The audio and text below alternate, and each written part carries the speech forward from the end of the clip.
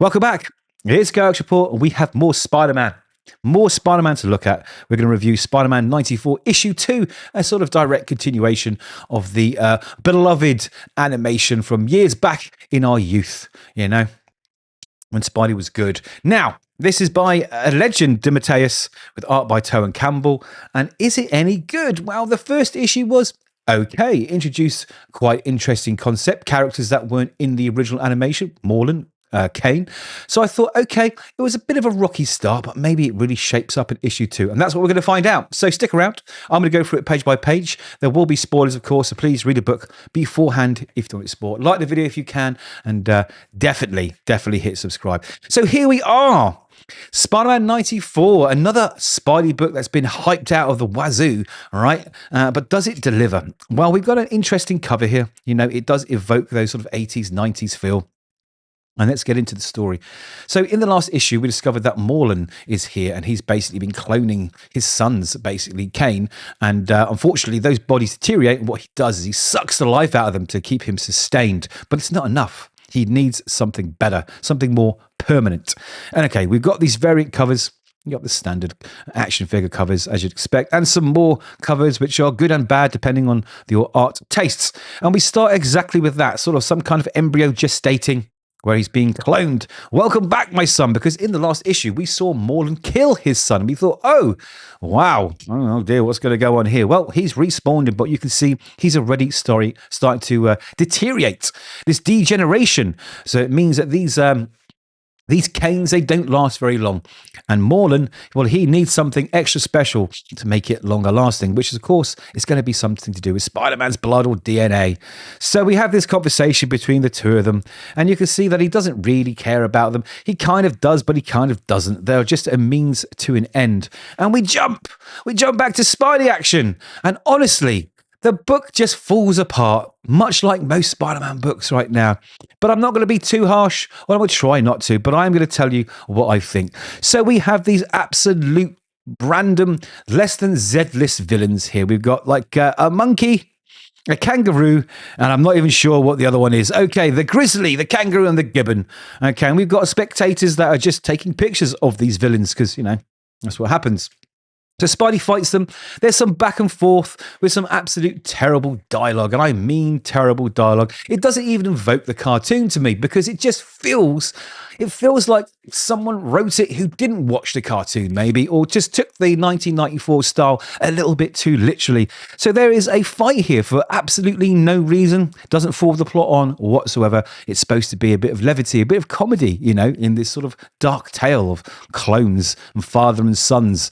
It's not fun. It is boring, in fact, and I couldn't wait to get through it, and it did last a while. We even get Leapfrog jumping into the game, taking Spidey out, but Spidey's up. He's had enough until Morlun turns up, just out of the blue, with a superhero landing. God knows where he jumped from, but he's here with his hair flowing and his fist pounding into the ground, cracking it, of course. Who the hell are you? Yes, I bet that's what Spider-Man is thinking. They're all thinking that. And he says that you're ending. Whoa, it's getting dark.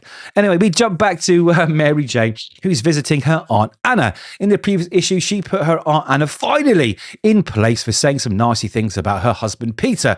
But she's gone round to have a chit-chat. And she's gone round to let her know she can't bully her husband. You know, you can't always put Peter Parker down. There has to be a point where you're going to love the guy. You know, he's a good man. No, she's gone to apologize. And what does Aunt Anna do?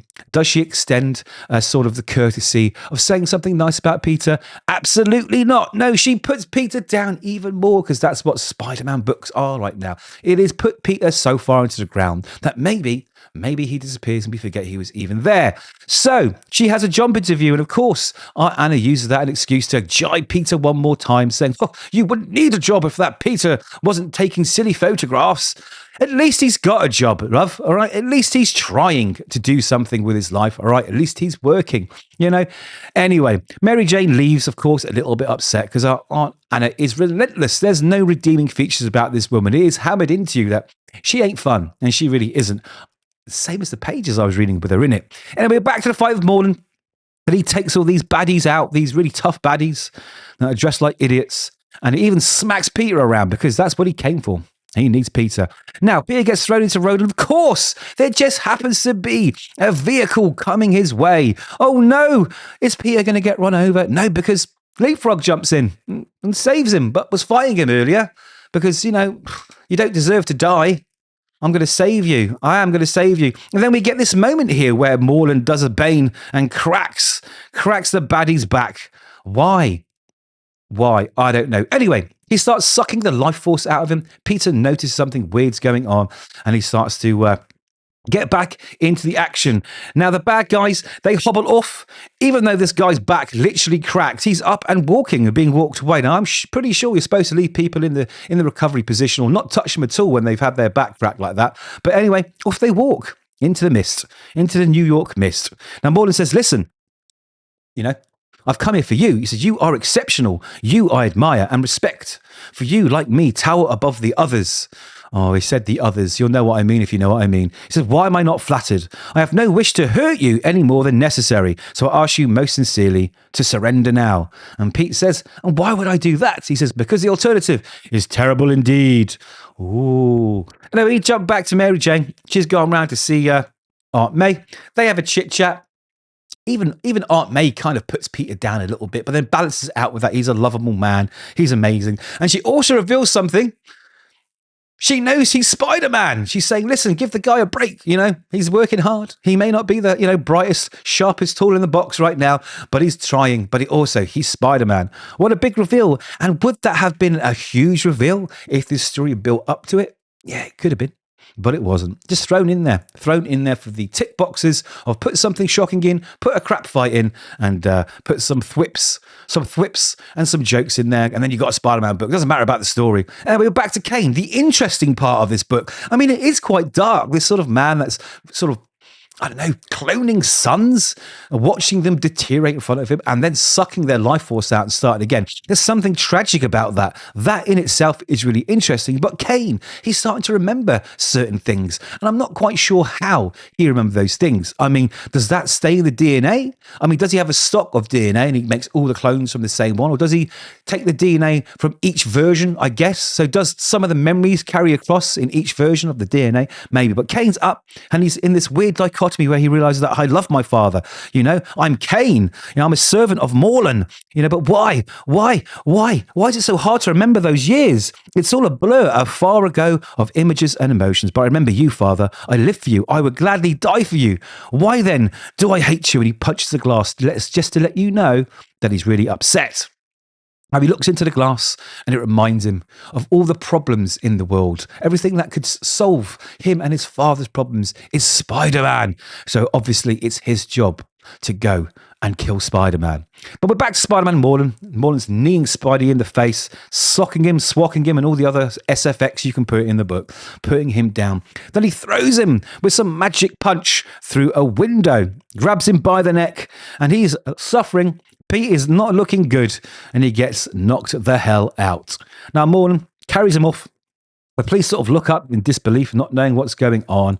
And while that's happening, we have another shock reveal. Ooh, guess who's watching? It's Kraven the Hunter, because, we've got to get those classic villains in, because the story isn't strong enough with the villains that we have in it. So here we have it.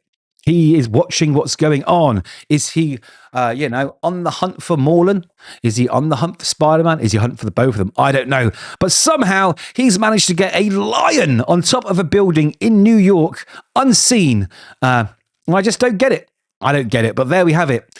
Next is Morlun's Tale. Now, do I read the next issue? Yes, of course I'm going to read it. I'm a review channel, and I feel like I have to. But if I wasn't a review channel, would I pick it up? Absolutely not. Absolutely not. Again, we have Spider-Man dealt badly, the same old thing, put Pete in the ground and make him in the worst possible position he could possibly be in. But it would be nice to see him rise at one point. It would be nice to see him in a story that actually matters. And it's a shame because J.M. DeMatteis is a legendary Spider-Man writer, a legendary comic book writer. I expected more and I got less. I got less than I thought I was going to get, even if it was bad. And there we have it. Spider-Man 94, an absolute letdown, as with most Spider-Man books right now. Like I say, I don't like doing these videos. I really don't. I want to come with you full of joy and happiness every single time I do a review. But unfortunately, Marvel don't want that to happen. They put 1 in 100 books that's actually decent. And they take the characters that you love and they do this to it. Now, you're going to say, like I said in my other Spider-Man video, if you haven't watched it, you're going to say, yeah, you're being too harsh. And again, I'll say, maybe I am. But we have to start being harsh because that's the only way we get better books.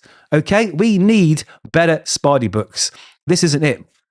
It's got a great idea, this father and son thing, which I quite like, you know, even though I kind of feel Morlun's out of place in Spider-Man 94, but still, it's an interesting part of it. And the rest of it is wrapped up with just nonsense. I mean, look, who cares about the grizzly kangaroo and the gibbon? No one's picking this book up and going, I'm so pleased that they were in it. Those were just the characters I've been waiting since 1994 to see Spider-Man fight. You weren't. You absolutely weren't. Honestly, I don't believe it. But that's what we got. Anyway, as usual, those are my thoughts. Do let me know yours. Hopefully, you've watched the video so I can remind you once again to like it if you can. Definitely hit subscribe, and hopefully I'll see you in the next one.